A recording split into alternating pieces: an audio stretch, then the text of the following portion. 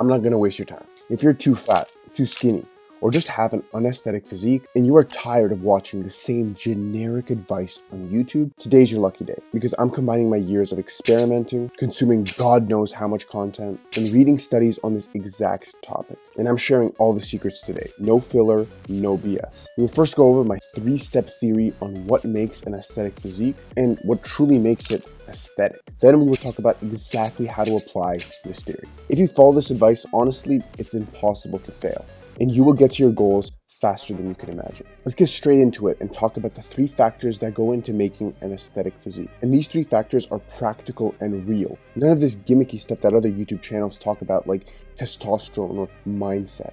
The first factor and the foundation for everything is body fat percentage. Listen, if there's one thing that's essential to an aesthetic physique, it's being lean. There is a grand total of 0 examples of an aesthetic physique where the body fat percentage is extremely high. Doesn't matter if they have the muscle, the structure, all the external factors in the world, they won't be aesthetic. So how lean do you need to be? Leaner than you are now. Leaner than you think. Leaner, leaner, leaner. Listen, people dramatically underestimate what their body fat percentage is. Just because you have abs and some good downlighting doesn't mean you're anywhere near 10% body fat. Muscle separation, veins, striations, even having an aesthetic face and jawline all come from being lean. So Dima, what's the ideal range that I should aim for? That's another BS question. Look, I can say 8 to 12% is the ideal range, but that doesn't tell you anything because no one's gonna measure that number accurately. What matters is how you look. And I'm telling you, a lot of the time, just get leaner. And listen guys, in a couple minutes, we're gonna talk about all the practical steps and how to apply this, but I'm explaining the theory now just so we're all on the same page. The second factor that goes into an aesthetic physique is muscle mass. I mean, this makes the physique part of an aesthetic physique. The main point here is that we have to be very thoughtful and very intentional with our training because not all muscles are created equal. For an aesthetic physique, first and foremost, the V-taper is what we have to focus on. That's the foundation for any aesthetic physique. They all have the V-taper. After that, it becomes a little bit more preference-based. In my opinion, prioritizing the arms, especially the biceps, and the abs are also very important. And there's a lot more muscles we can consider. The upper chest, the forearms, etc.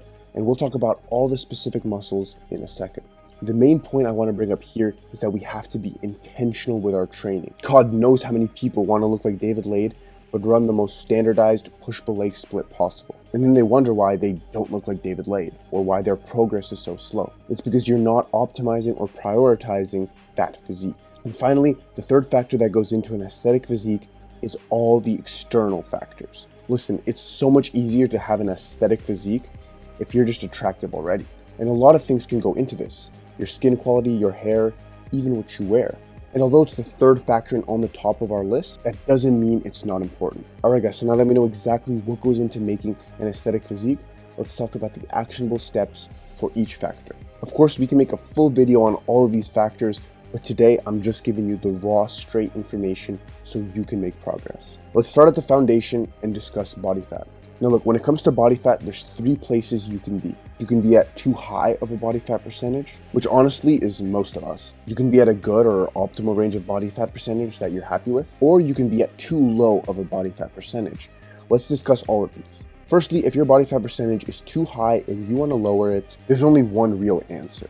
Are you in a calorie deficit? That is your calorie output or energy expenditure more than what you're taking in, or your calorie intake? If it is, then you're in a calorie deficit and you're gonna lose weight. And how do you get into a calorie deficit? Well, cardio can help, a random fancy diet can help, even some medical assistance can help. But look, at the end of the day, it's all about eating less food. So just focus on that. Track your calories, eat less, and you'll become leaner. The critical point here, guys, is that you want to cut extremely slowly. Cutting slowly is how you keep your muscle, keep your energy levels, and just keep a cool head when cutting. Now look, for someone 40% body fat, maybe that's a 1,000 calorie deficit. For someone 15% body fat, maybe that's a 100 calorie deficit. The main point here is that a crash diet is not going to help you long term. Okay, so secondly, what if we're at a good body fat percentage that we're happy with and that we can maintain? At this point, guys, what we want to do is maintain and build. The critical mistake that people make here is bulking.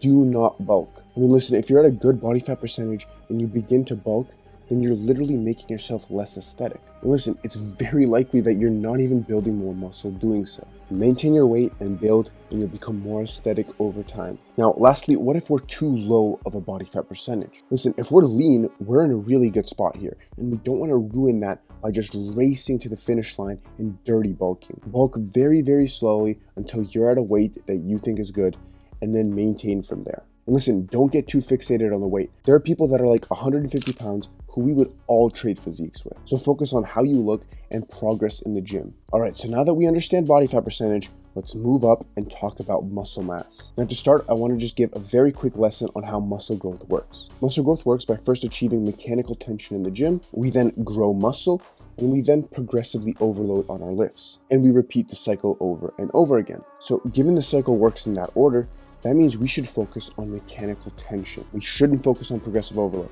because that's just the output. We have to focus on the input, which is mechanical tension. That means having a good and consistent form, an intentional range of motion, and of course, intensity. If you focus on that, then you will naturally progress. If you focus on solely progressive overload, then you don't know that you're actually progressing naturally. You might just be changing the form or changing the range of motion.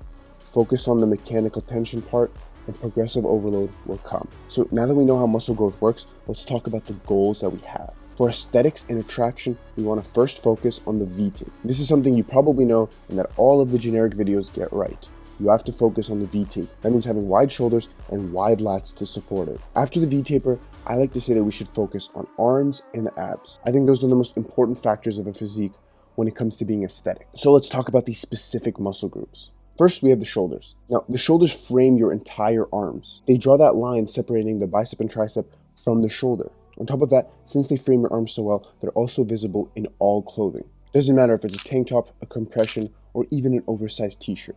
There's some clothes that literally contain artificial shoulder pads in them. If that doesn't convince you to train shoulders, I don't know what will. The shoulders also add a decent amount to your V-tape. Focus on all parts of the shoulder, but prioritize the side and rear delts. Now, talking about the V-taper, let's move on to the lats, because the lats is the V-taper. It's not the shoulders. They help, but the V-taper comes from the lats. Just do a lat spread and see how wide your shoulders appear. So given that, the lats frames your entire physique, giving you that shape. It's also the muscle that makes your waist appear narrower. The lats are super important. Moving on, we have the arms, which by themselves are a very, very aesthetic muscle. They're almost always visible, again, making them very high ROI, and are the basic muscle that people judge you off. In my opinion, you should prioritize the biceps over the triceps because they're simply a more aesthetic muscle.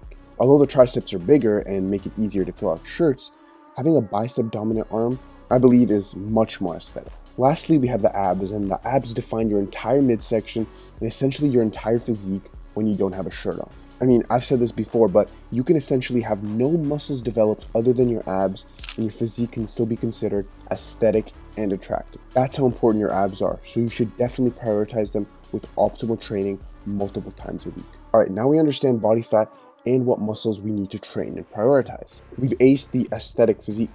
Now we have to look at the external factors, and these play a huge role. From what I see, external factors can be defined as health indicators and as appeal. Health indicators are essentially just how healthy your features are and how healthy you appear to be. And appeal is sort of just the specific characteristics of appearance that we tend to prefer. Now there are many external factors that can go into your aesthetic physique, but the main ones that I'm going to talk about are skin, hair, clothes, and jewelry/tattoos. First, let's talk about skin. Now, skin is a very important health indicator and can play a big role in your physique. If we observe the people on the left, we can see that they have very grainy, spotty, and sort of unhealthy looking skin. And although they have a lot of muscle, this makes their physique look a lot less aesthetic. Compare that to the people on the right who have very clear, smooth, and tanned skin. It makes them look much healthier and makes their physique look more aesthetic. Also, this is a pretty old picture of Sam.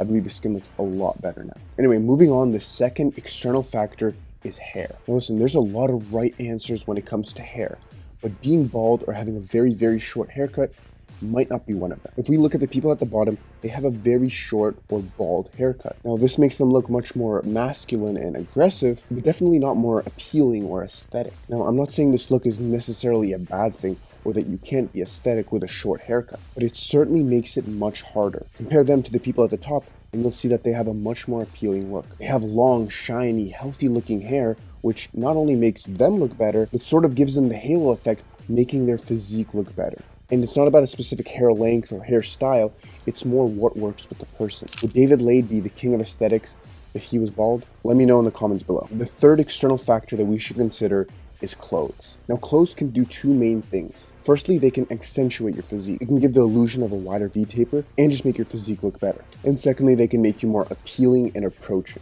So let's first examine the first photo. And look, I don't want to hate on Sam Sulek this video, but we're just using him as an example. The shirt he's wearing in this photo is oversized, sort of wrinkly, and doesn't make his physique look any better. Like, he has a great physique and a lot of muscle, but with this shirt on, it doesn't look that good. Now, compared with the person on the right, you can see that this shirt definitely makes his physique look better. His shoulders look wider, his waist looks narrower, and he just has a more clean, put together look. Now, clothes definitely won't make or break a physique, but they can definitely highlight a physique. And there's many examples that we can go through. Let's go through one more at the bottom here. Here we see two people with a similar amount of muscle and honestly a pretty similar build. Look at the two choices of tank tops they're wearing. The guy on the left has a very loose and sort of stringy looking tank top. Again, it looks more gym cell-y and kind of less put together. The person on the right has a seemingly high quality, tight fitting tank top that just makes him look more aesthetic. If you want a full video on clothes, let me know. The fourth external factor that can make a difference in an aesthetic physique is jewelry/tattoos. This section is more meant to highlight sort of the little things that can give you that one step up in appeal. I don't know if you can tell,